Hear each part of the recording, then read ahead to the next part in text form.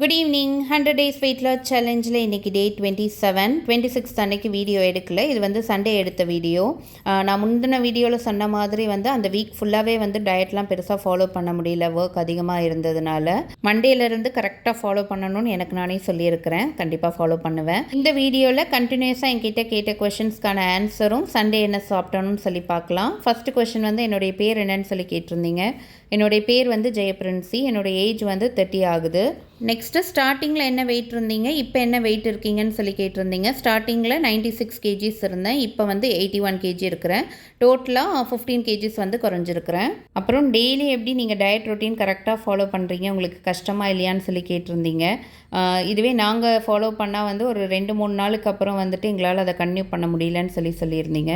இதில் கஷ்டப்பட எதுவுமே கிடையாது. இப்போ நான் எனக்குன்னு ஸ்பெஷலாக எந்த ஃபுட்டும் வந்துட்டு ப்ரிப்பேர் பண்ண மாட்டேன்.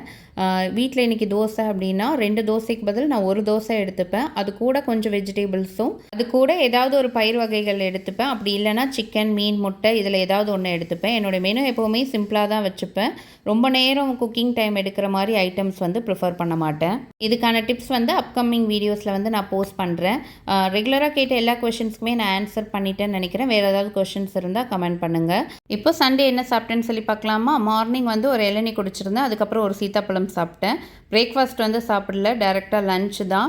சிக்கன் பிரியாணி, ஒரு பாயில்ட் எக், கத்திரிக்காய் தொக்கு வந்து சாப்பிட்ருந்தேன். ஈவினிங் சர்ச்சில் திருவிழா, ஸோ அதுக்கு போயிட்டு நைட்டும் டின்னருக்கு வந்து பிரியாணி தான் வந்து எடுத்துக்கிட்டேன். வீடியோ எடுக்க மறந்துட்டேன்.